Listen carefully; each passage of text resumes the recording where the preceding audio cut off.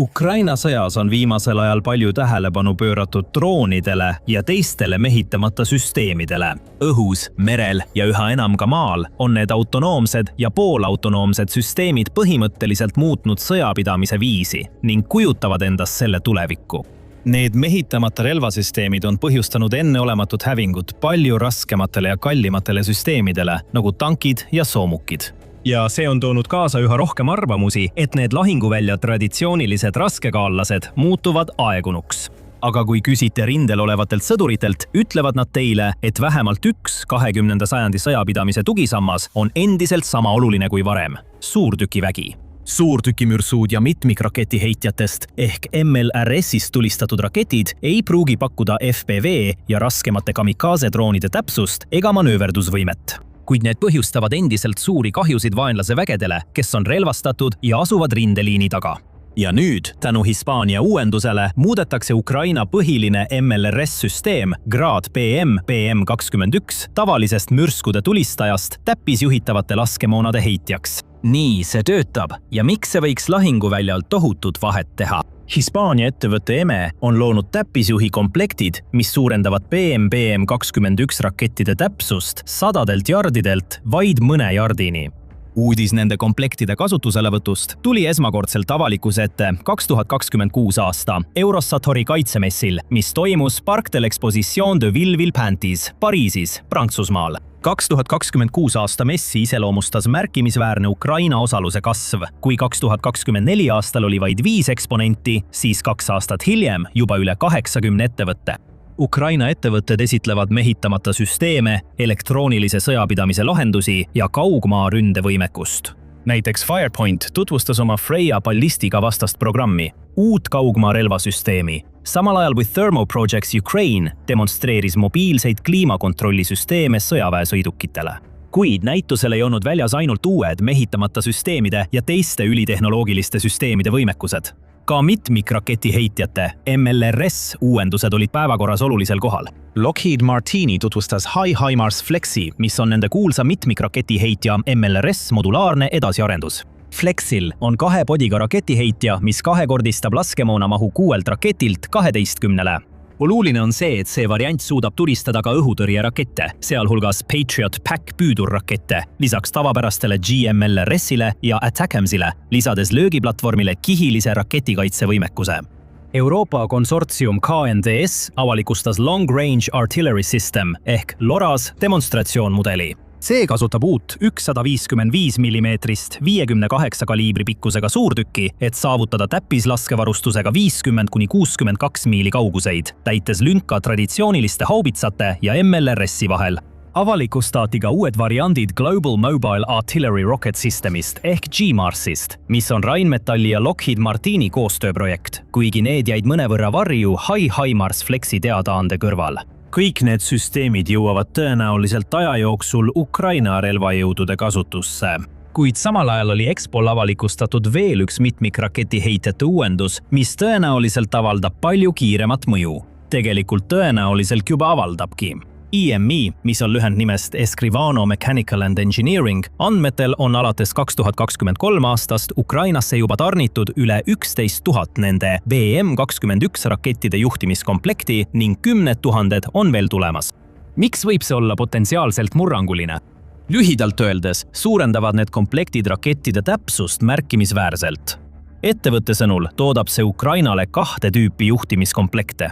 Esimene kasutab satelliitnavigatsiooni ehk GNSS-i ja inertsiaalnavigatsiooni ehk INS-i.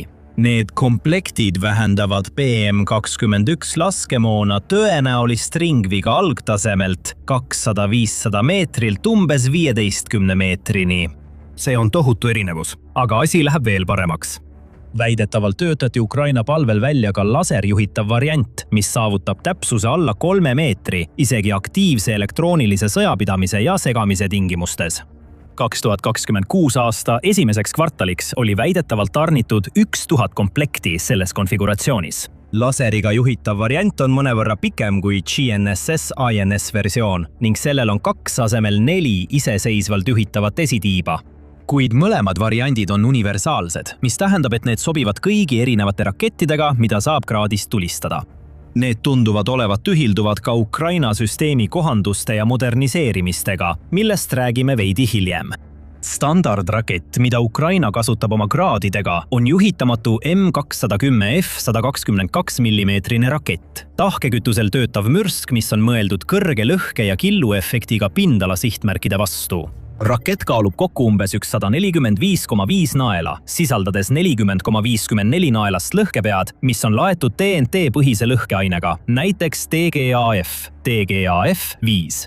Süsteemi konteineritest väljalastuna saavutab see suudmekiiruseks umbes 2264 jalga sekundis, mis võimaldab maksimaalseks laskekauguseks umbes 12,5 miili.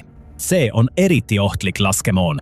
M210F lõhkepea sisemine soonimine tekitab plahvatamisel umbes 3950 killu, mis kaaluvad vähemalt pool grammi ning hajuvad surmavas raadiuses umbes 28–40 meetrit. Seega on need raketid ideaalsed küllastustuleks õhuruumi tõkestamiseks ning eriti tõhusad avatud jalaväekoondiste ja soomuskaitseta kergete sõidukite vastu. Standardne BM-21 on varustatud 40 toruga raketiheitjaga ja suudab kogu oma laengu välja lasta vaid 20 sekundiga, saavutades efektiivse laskekiiruse umbes 120 raketti minutis ühe sõiduki kohta. Standardsetes patarei konfiguratsioonides, kus sageli kasutatakse mitut koordineeritud lasku, saab koordineeritud salvodega välja lasta sadu või tuhandeid mürske, küllastades sihtalasid, mille läbimõõt ületab ühe raketiheitja salvos enam kui 400 meetrit. Need valangud on hirmuäratav asi, millega silmitsi seista. Need põhjustavad lisaks ala tõkestamisele ka märkimisväärset psühholoogilist segadust, sundides vaenlase vägesid varri otsima ja manöövreid pikemaks ajaks katkestama. Saabuvad raketid tekitavad iseloomuliku kriiskava heli, mis suurendab hirmu ja segadust, võimendades mitteletaalset mõju vägede moraalile ja ühtsusele. Koos laialt hajutatud lõhkepeadega tähendab see, et tüüpiline salv suudab vaenlase jalaväge või suurtüki patereisid 10–20 minutiks maha suruda, takistades ohutut liikumist ja sundides neid hajuma. See võime pakkuda kohest ja suure tihedusega tuld kurnavates eesliini tingimustes on põhjus, miks kraadid moodustavad jätkuvalt raketiartillerii selgroo nii Ukraina kui ka Venemaa poolel, hoolimata droonide ja vastutuleradarite tõusust. Aga on olnud paar pikaajalist probleemi, mida uued komplektid aitavad lahendada. Peamine puudus M210F-il, tuntud ka kui 9M22U, on selle piiratud täpsus. Need juhitamatud pöörlemisega stabiliseeritud mürsud järgivad ballistilist trajektooriat, mida mõjutavad sellised tegurid nagu tuul ja stardinurk, mille tulemuseks on märkimisväärne hajuvus, mis suureneb kauguse kasvades. Nende laskekaugus on samuti mõnevõrra piiratud, kuid seda piirangut on vähendatud uuemate pikendatud tegevusraadiusega rakettide nagu 9M521 ja 9M522 kasutuselevõtuga, mis suurendavad süsteemi ulatust märkimisväärselt. Nendel rakettidel on parem aerodünaamika ja tõhusam raketikütus, mis pikendab tõhusat laskekaugust 18–28 miilini. See võimaldab kraadidel tabada sihtmärke sügavamal vaenlase tagalas, jäädes ise vahetust vastutulekahju ulatusest välja. Ukraina on samuti laialdaselt kasutanud spetsiaalseid laskemoone BM-21 jaoks. Näiteks 9M519 on raadioelektroonilise segamise rakett, mis on mõeldud vaenlase side häirimiseks. 9M42 ja 9M43 on valgustus- ja märgistusraketid, mida kasutatakse lahinguvälja valgustamiseks öösel või sihtmärkide tähistamiseks teistele suurtükiväeüksustele. BM-21 perekonda kuuluvad ka termobaarilised 122 mm raketid, mis tekitavad tohutuid üle- ja alarõhulainetusi ning on äärmiselt tõhusad kaevikutes ja kindlustatud rajatistes viibiva elavjõu vastu. EME-komplektid on väidetavalt ühilduvad kõigi 122 mm laskemoona tüüpidega, mida Ukraina kasutab oma kraadidega.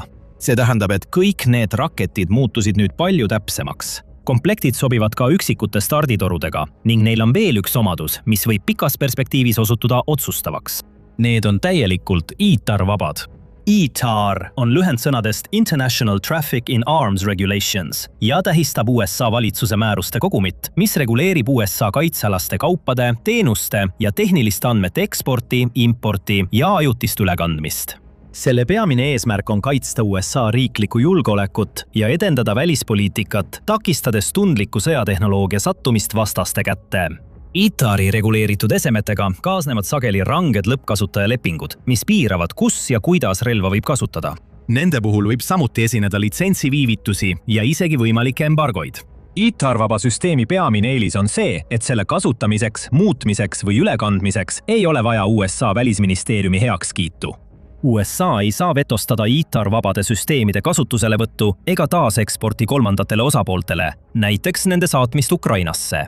Seega võivad tootmine ja hooldus jätkuda isegi siis, kui USA poliitilised prioriteedid muutuvad. Ukraina on sõja jooksul juba mitmel korral sattunud nende muutuvate USA prioriteetide ohvriks. Tõsiasi, et EM ja E-komplektid ei kuulu ITAR-i alla, tähendab, et neid ei mõjuta USA poliitilised tujud ega USA sõjaväe muutuvad varustusvajadused. Need muudavad vananeva, ebatäpse küllastusrelva täppisjuhitavaks raketiks, täpselt nagu HIMARS. Ja see annab sellele uue elu. Siiani on Ukraina Gradid ja teised modifitseeritud nõukogudeaegsed mitmikraketi heitjad täitnud teistsugust rolli kui USA's toodetud HIMARS ja M270 MLRS-süsteemid. Ühelt poolt on BM-21 Grad olnud peamiselt Ukraina suure tulejõuga, lühimaa suurtükiväe tööloom. Teisel poolt on lääneriikide tarnitud HIMARS ja M270 MLRS-süsteeme kasutatud rohkem täppislöökideks ja sügavatesse sihtmärkidesse ründamiseks. See on sellepärast, et kuigi Grad pakub eesliini kaevikute jaoks suurepärast küllastustuld, on tal seni puudunud NATO analoogidega võrreldes laskekaugus, täpsus ja ellujäämisvõime. Võrreldes BM-21 Salveoga, mis tulistab 40 juhitamata 122 mm raketti, lasevad M142 HIMARS ja M270 MLRS vastavalt 6 või 12 juhitavat 227 mm GMLRS raketti. Lääne süsteemid kasutavad GPS-INS juhtimist, et saavutada ringhälbe 16–33 jala piires. See kõrge täpsus võimaldab neil hävitada konkreetseid kõrge väärtusega sihtmärke, nagu juhtimispunktid ja laskemoonalaod ühe raketiga, mitte lauspommitamisega. M142 HIMARSil ja M270 MLRSil on ka märkimisväärne eelis võrreldes tavaliste Grad-rakettidega laskekauguse osas. Võrreldes Grad-rakettide 20–45 kilomeetrise laskekaugusega ulatuvad standardsete HIMARSi ja M270 süsteemide GMLRS-raketid 80–90 kilomeetrini. Kui need on varustatud ATACMS 610 mm kaliibriga taktikaliste rakettidega, suudavad nad tabada sihtmärke kuni 300 kilomeetri kaugusel. See võimaldab Ukraina vägedel tabada Vene logistika- ja juhtimispunkte kaugel rindejoone taga, mis on võimekus, mida Gradil põhimõtteliselt ei ole. Uued Hispaania juhikomplektid ei pikenda BM-21 rakettide lennuulatust iseenesest, kuid muudavad need mitme suurusjärgu võrra täpsemaks. See tähendab ülitäpseid lööke rindejoone positsioonidele, mis varem olid võimalikud ainult droonidega, mis tavaliselt kannavad väiksemaid lõhkepeasid ja on seetõttu kindlustatud positsioonide vastu vähem tõhusad. See on Ukraina jaoks eriti oluline kahel peamisel põhjusel.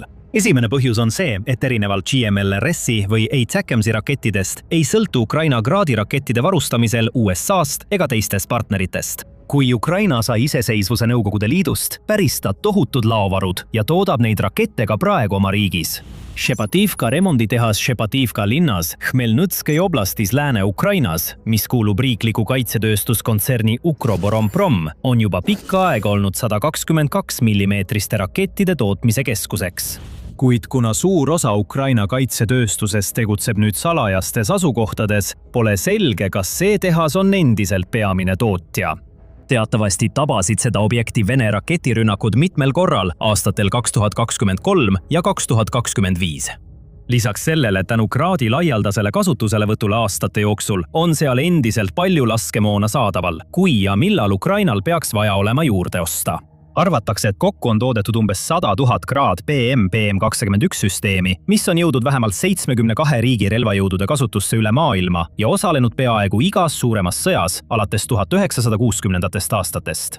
On teada, et Ukraina hankis 2022 aastal isegi BM-21 rakette Ameerika Ühendriikidest. Kas oled väsinud nägemast samu vanu lugusid samadest vaatenurkadest igal YouTube'i kanalil? Siis telli The Military Show, et saada värsket vaatenurka. Me süveneme pealkirjadest kaugemale, et tuua sinuni kõige olulisemad sõjauudised ja selgitada, miks need tähtsad on. Seega telli kanal ja lülita märguanded sisse, et olla alati esimene, kes teab. Nagu paljude teiste Nõukogude ajastu süsteemidega, mille Ukraina päris, ei ole nad lihtsalt paigal istunud ega kulutanud ainult ära päranduseks saadud vananevate Nõukogude BM-21 süsteemide varusid. Kui Venemaa tungis 2022 aasta veebruaris kallale, oli Ukrainal umbes 260 PM21 kraad süsteemi, kuid mõned allikad hindasid varude suuruseks isegi kuni 600 ühikut. 2024 aastaks oli Ukrainas teenistuses olevate süsteemide arv vähenenud umbes 100-ni ning vähemalt 54 varianti oli visuaalselt kinnitatud, et need on lahingutes kaotatud. 2024 aasta detsembriks, kuid väga vähesed neist alles jäänutest on algsed Nõukogude süsteemid, sest Ukraina on aktiivselt neid uuendanud ja moderniseerinud, et luua relvi, mis sobivad tänapäeva lahinguväljadele.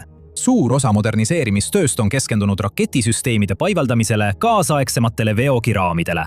Kande-rakett ise töötab usaldusväärselt ja tundub, et see ei ole vajanud liiga palju tähelepanu. See koosneb korduvkasutatavast kapslist, milles on 40 starditoru, mis on paigutatud 4 rea ja 10 toruga ristküliku kujuliselt ning mida saab hüdrauliliselt tõsta 0 kuni 55 kraadini. Transpordiks pööratakse see ettepoole kabiini kohale, et vähendada siluetti ja lihtsustada transporti. 2 hüdraulilist tungrauda tagaosas pikendatakse, et toetada sõidukit tagasilöögijõudude vastu, lisades stabiilsust stardi ajal, eriti maastikul. Kapslid lähetakse uuesti käsitsi või abiseadmete abil eraldi laskemoonaveoki pealt, mis võtab väljaõppinud meeskonnal tavaliselt 5–10 minutit. See disain rõhutab kiiret ülesseadmist ja positsioonilt lahkumist, mis on süsteemi rollis massiivse tuletoetuse pakkumisel oluline omadus. Kuid šassi, millele raketilaskeseadmed algselt paigaldati, on nüüdseks oma aja ammu ära elanud. Tõepoolest, nagu süsteemi püsiv populaarsus näitab, on algne Ural 375D 6X6 veoki šassi vastupidav ja sobilik oma otstarbeks. Selle nelikvedu ja kõrge clearance on just see, mida on vaja, et liikuda mööda konarlikke teid ja maastikul Ida-Ukraina maapiirkondades. Siiski tähendab Ural 375D 180 hobujõuline mootor, et selle kiirus on maanteel piiratud umbes 75 km/h tunnis, mis suurendab selle haavatavust õhurünnakute ees. See on eriti suur probleem droonide ajastul, sest juhi ja meeskonna eesmine kabiin on soomustamata, mis rõhutab kraadi lihtsuse ja kiire paigutamise eelistamist kaitstud tegevuse asemel. Kuid Ukraina jaoks on Ural 375D-ga veelgi suurem probleem. Šassi ja varuosad on valmistatud Venemaal. Vastase varustusele lootmine on ilmselgelt täiesti ebapraktiline. Seega on Ukraina alates 2000-ndate algusest aktiivselt paigaldanud oma kraadi laskeseadmeid uuendatud veokite šassiidele. Eriti just Ukrainas toodetud Krass 260 ja selle kaasaegsed järeltulijad, nagu Krass 6322. Ukraina šassi kasutamise eelised ulatuvad kaugemale lihtsalt varuosade hankimisest. See on näiteks palju võimsam. Krass 260 on JAMS 238 L1 149 LV8 diiselmootor, mis arendab 300 hobujõudu, võrreldes Ural 375D ZIL 375 7-liitrise V8 bensiinimootori 180 hobujõuga. Diiselmootor tagab ka märkimisväärselt parema kütusesäästlikkuse, kahekordistades veoauto sõiduulatuse umbes 1000 kilomeetrini. Võimsam Krass-mootor säilitab parema võimsuse ja kaalu suhte, parandades kiirendust ja mäkketõusuvõimet kui rakettidega täielikult koormatud.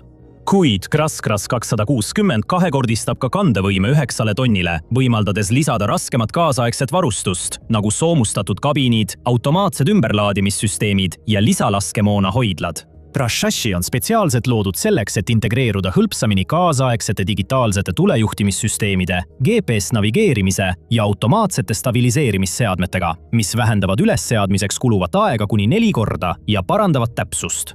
Seetõttu on Ukraina alates 2000-ndate algusest aktiivselt arendanud uusi kraadivariante, mis põhinevad Krass-šassil. Nende hulka kuulub PM21K, millel on muudetud topeltkabiiniga Krass 260 šassi ja täiustatud tulejuhtimissüsteem. Bastion 1 ja Bastion 2 on samuti moderniseeritud versioonid, mis põhinevad Krass 260 šassil, kusjuures viimasel on lisaks ruumi veel 40 raketi jaoks. Samuti on olemas Verba, mis on moderniseeritud versioon, põhinedes muudetud topeltkabiiniga Krass 6322 šassil ja varustatud digitaalse tulejuhtimissüsteemiga. Ukraina on isegi välja töötanud minikraadi, mis kasutab originaalse BM21 kraadi osi, mis on paigaldatud pikabitele. Need minikraadid tulistavad järjest 3 raketti, erinevalt 10, kuid suurema täpsusega. Ukraina sõjaväeanalüütiku Aleksandr Musienko sõnul on minikraadide kasutamisel 3 eelist. Nende lisamobiilsus võimaldab neil kiiresti liikuda. Üksused, kellel need on, saavad sihtmärgi pihta tulistada, ilma et peaksid ootama suurtükiväe kohalekutsumist mujalt ning need pakuvad lisatulejõudu kergelt relvastatud jalaväeüksustele. Aga Ukraina Gradi uuendused ei piirdu kindlasti ainult sellega. 2026 aasta mais esitles 50 suurtükibrigaad moderniseeritud BM-21 variante täiesti uue droonivastase kaitsega. Uuendatud Grad-süsteemide kõige silmatorkavam omadus on ulatuslik lisasoomus. Starditorude plokk on varustatud tugeva restiga, mis ulatub tule suunas. See on selle tüüpi relvasüsteemide puhul tavaline omadus. Sõiduki kabiini ees on ka keeruline võrgustruktuur, mis meenutab väga sarnast disaini, mida on nähtud Ukraina tankidel ja soomukitel. Struktuuri saab vajadusel üles või alla voltida, võimaldades lihtsamat juurdepääsu mootorile hoolduseks või remondiks. Kui see on üles volditud, pakub see peaaegu kindlasti paremat vaadet ees olevale teele. Kabiini katusele on paigaldatud ka kuplikujuline elektroonilise sõjapidamise varustus, mis on tänapäeva droonidest küllastunud lahinguväljadel hädavajalik. Uksed on varustatud tugevdatud restidega, mis on mõeldud meeskonna ellujäämisvõime suurendamiseks kamikaze drooni rünnakute vastu. Seega on kõik Ukraina Gradi variandid muutunud märkimisväärselt parema ellujäämisvõimega. Ja nüüd, tänu EMNE juhtimiskomplektide kasutuselevõtule on nende rakettide täpsus samal tasemel kui HIMARS-i ja M270-ga. See annab Jenningu väljal uue eelise. Nende Gradi variandid ei ole enam kasulikud ainult ala terroritulega küllastamiseks. Nüüd suudavad nad mõne sekundiga sooritada 40 täpset lööki ja seda palju väiksema hinnaga kui HIMARS-i rakettide tulistamine. GMLRS-i raketid maksavad umbes $150,000 kuni $200,000 tükk ja sõltuvad lääne tarneahelatest, mis teeb neist piiratud ressursi, mida hoitakse kõrge prioriteediga sihtmärkide jaoks. Atacomi raketid maksavad sõltuvalt variandist ühe ühiku kohta $1 miljonist kuni $1,7 miljoni. Võrdluseks maksab tavaline juhitamatu BM-21 rakett sõltuvalt tootjast, vanusest ja raketitüübist umbes $1,000 kuni $10,000. Tõsi, konkreetse sihtmärgi otseseks tabamiseks piisaks tõenäoliselt vaid ühest GMLRS-i või Atacomsi raketist, samas kui sama efekti saavutamiseks oleks vaja tõenäoliselt täit salve ehk 40 juhitamatut BM-21 raketti. See vähendab kulude erinevust märkimisväärselt. Kuid EMNE komplektide kasutuselevõtuga langes juhitava täppisraketi hind Ukraina jaoks oluliselt. Ja see on tõenäoliselt vaid esimene suurem kasu sellest, mis paistab olevat põnev uus koostöö Ukraina sõjaväe jaoks. Sest koostöö EMNE-ga ei piirdu ainult juhtimiskomplektidega. 2025 aasta mais allkirjastas Ukroboronprom EMNE-ga vastastikuse mõistmise memorandumi, et ühiselt arendada relvi ja lokaliseerida Hispaania moodulite tootmine Ukrainas. Eraldi sõlmis Ukraina droonitootja Sklyton 2026 aasta märtsis ettevõttega koostöölepingu. Mida need kokkulepped tegelikult tähendavad, ei ole veel päris selge. Kuid kiire pilk teistele EMNE poolt arendatavatele süsteemidele ei ole Vene juhtkonnale kindlasti meeldiv vaatepilt. Ettevõtte lipulaevtoode on Guardian 30 kaugjuhitav torn, mis väidetavalt juba tegutseb Ukrainas.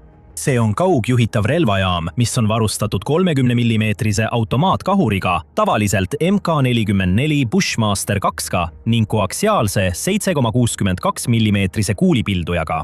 See on mõeldud integreerimiseks soomukitele nagu Ukraina PTR-34 või teistele šassidele, et pakkuda meeskonnale paremat kaitset.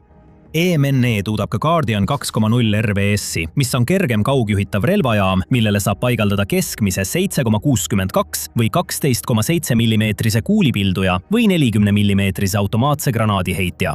Sellel on täiustatud päev- ja öökaamerad ning laserkaugusmõõtjad täpseks sihtimiseks. Ettevõte toodab ka spetsiaalseid elektroonilise sõjapidamise ja kineetilisi süsteeme, mis on mõeldud droonide tuvastamiseks ja neutraliseerimiseks. Nende hulka kuuluvad droonide tuvastamise radarid ja segamissüsteemid, mida saab integreerida nende tornidega või kasutada iseseisvate statsionaarsete või mobiilsete üksustena eesliini tugipunktide kaitseks. EMNE pakub ka täiustatud virtuaalseid väljaõppesimulaatoreid soomukimeeskondadele ja suurtükiväe operaatoritele, võimaldades kulutõhusat väljaõpet ilma lahingmoona kasutamata. Hoiame teid loomulikult kursis, kui Ukraina ja EMNE toovad välja veelgi uuemaid süsteeme, nii et kindlasti tellige kanal, et sellest esimesena teada saada. Seniks vaadake seda videot sellest, kuidas Ukraina ehitab robotarmeed. Aitäh vaatamast!